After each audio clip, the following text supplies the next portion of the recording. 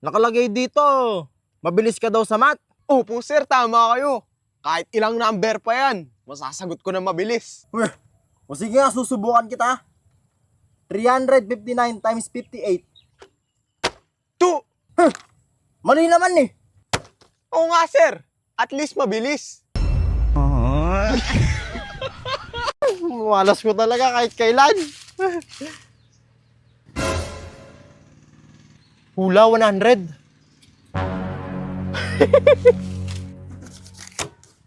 Akin na yung kamay mo.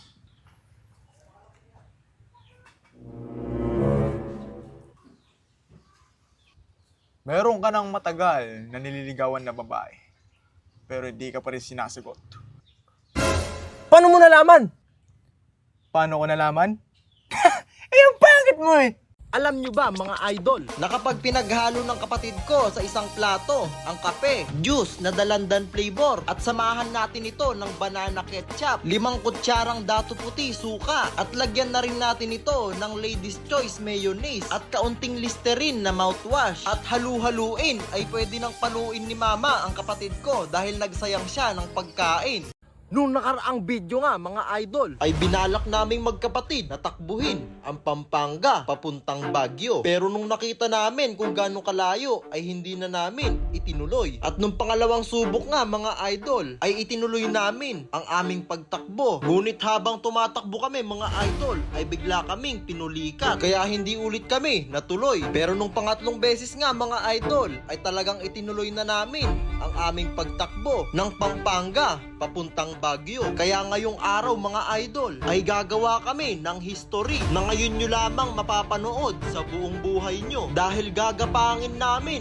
ang Pampanga papuntang Mindanao. At para nga makita ninyo mga idol kung gaano kalayo ang Mindanao ay more than 1,300 kilometers ang kailangan naming gapangin. At babala nga wag nyong gagayahin ang aming gagawin dahil mga eksperto lamang at mga professional ang pwedeng gumawa nito. At habang gumagapa nga kami mga idol ay nakita nga kami ni mama at sabi niya mukha daw kaming tanga sa aming ginagawa. Kaya hindi na namin itinuloy ang aming paggapang. Boy! Oh, Ano ang tawag sa Palakang Makati? Palakang Makati. Oh! Sige ano? Edi, palakamot!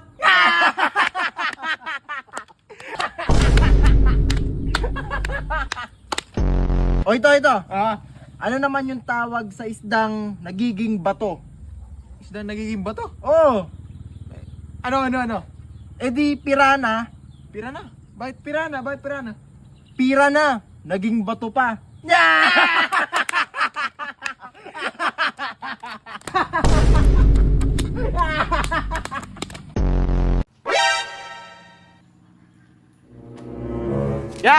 Yeah! Sumakot na tayo! Sumagot tayo. Oh, bali 1,700! Oh, 1,700. Hati tayo yan, ha? Hati tayo. Ating kapatid! Ating kapatid yan, ha? Ating kapatid, Walang ha? lamangan. Oh, walang lamangan. Walang Ating lamangan. kapatid. Oh. Oh, anong kalahati ng 1,000? 500. 500! Oh, yan, ha? Ating kapatid yan, ha? Siyempre. Oh, anong ang kalahati ng 200? 100. 100! Oh, ayan, balikot sa tayo, ha? Ating kapatid yan, ha? Oh, Sige, una na ako, ha? Thank you. Una na ako. Oh, sige. Ingat. Yes. Naka 600 ako.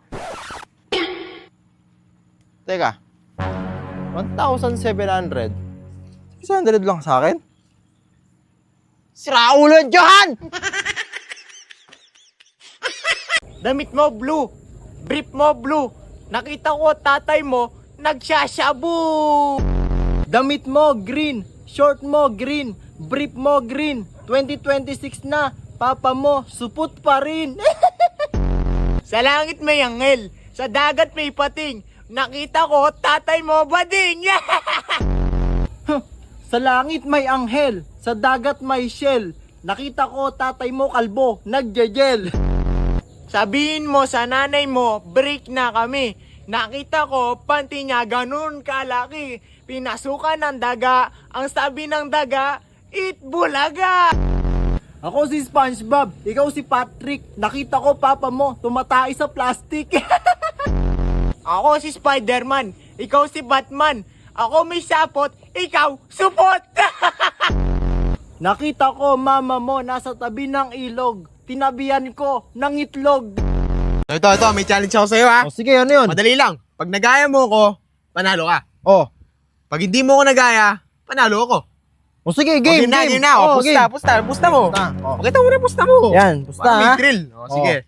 Nagaya mo lang ako ha. O, sige, game.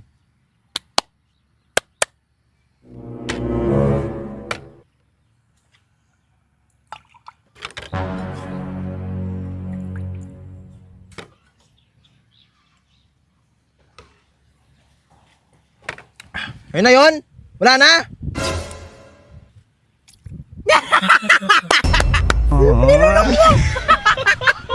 Alam nyo ba mga idol na pwede tayong gumawa ng laruan gamit lamang ang sinuli, isang malaking martilyo, 2 inches na pako at isang pirasong tansan. Ang una nga nating gagawin ay pupukpukin natin ng tansan hanggang sa ito ay maging flat at ito ay bumilog. At ang susunod nga nating gagawin mga idol ay lalagyan natin ng 2 butas ang tansan gamit ang pako. At pagtapos nga ay kukuha lamang tayo ng 1 metrong sinuli at ipasok nga lang natin ang sinulid sa butas ng tansan. At ating nga lang pagbuhulin ang magkabilang dulo ng sinulid. At pagtapos nga mga idol ay ilapag lang natin sa lupa ang tansan. At takpan lang natin ito ng 1 oras gamit ang dahon ng saging. At pag binuksan natin ito ay makakagawa na tayo ng drone.